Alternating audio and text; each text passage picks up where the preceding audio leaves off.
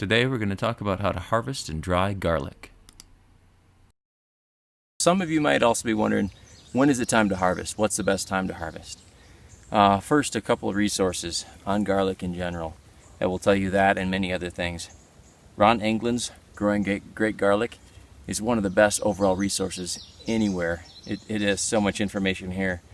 If you just want something a little bit more simple, a little bit simpler, the garlic growing guide that you'd get from wherever you got your garlic would usually do. They'll say close to the same things.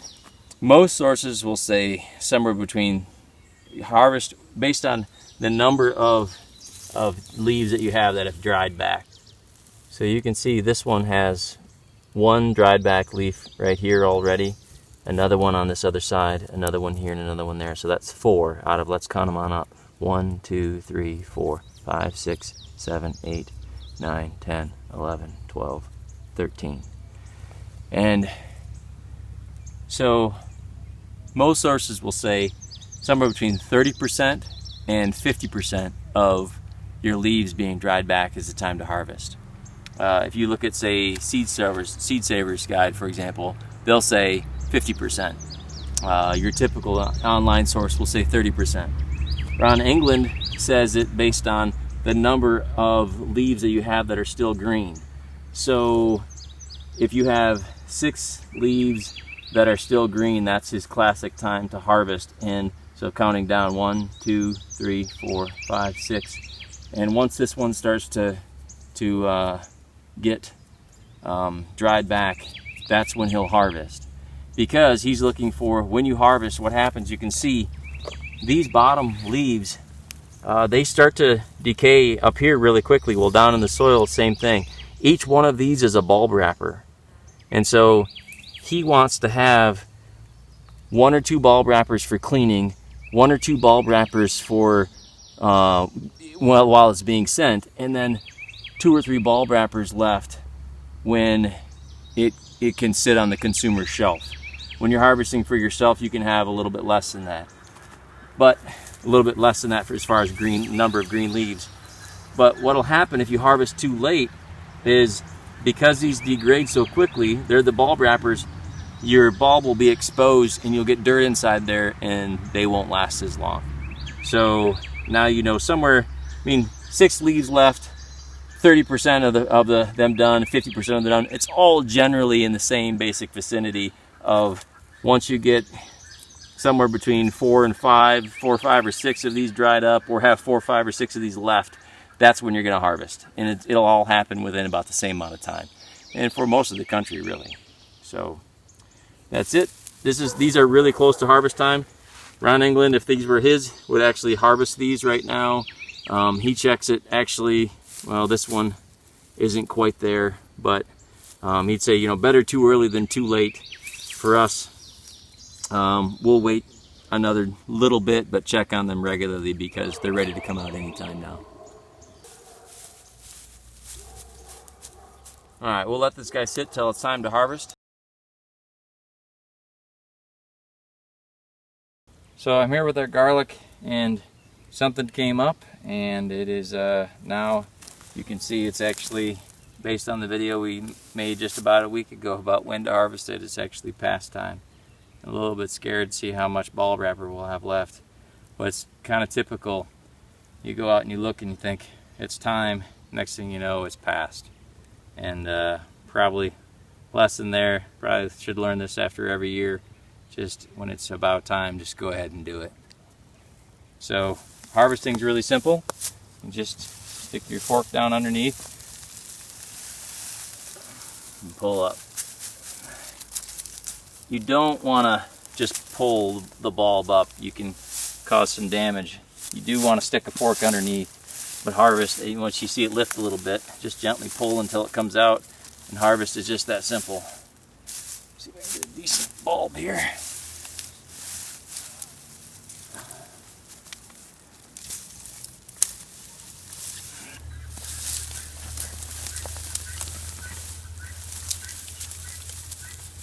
I try to get as much as I can of the dirt off down in the hole, otherwise I'll just be getting it off later.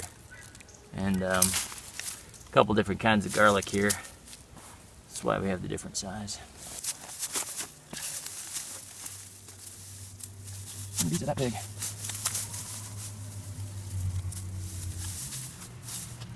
these things done. Good.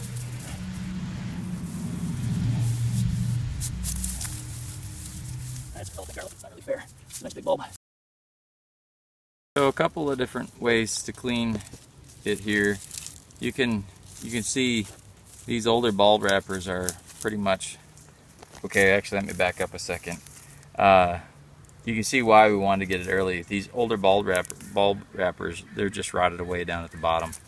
And a couple different ways to clean it.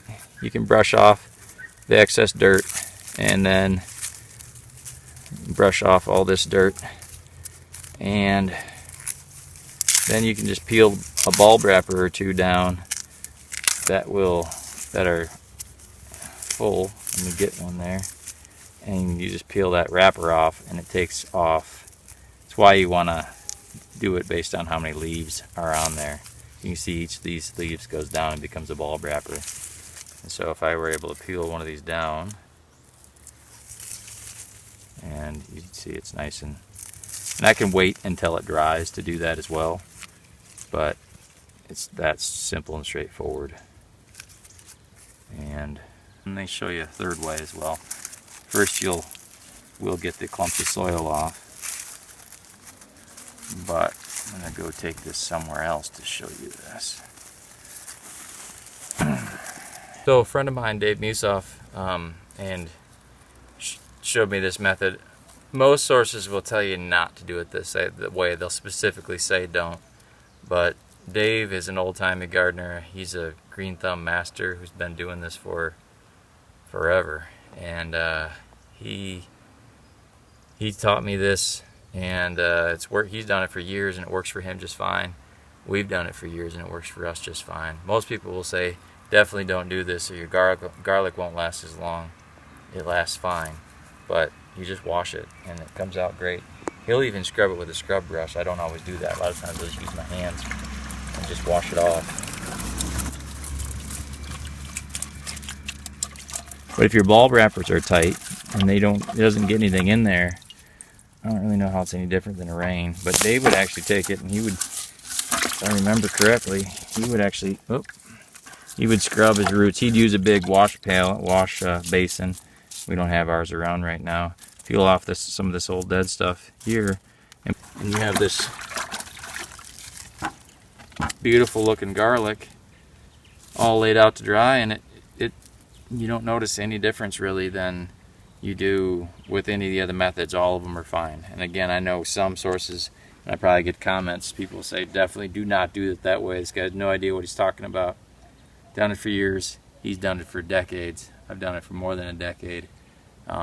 It works great. Don't notice any difference in how well it keeps.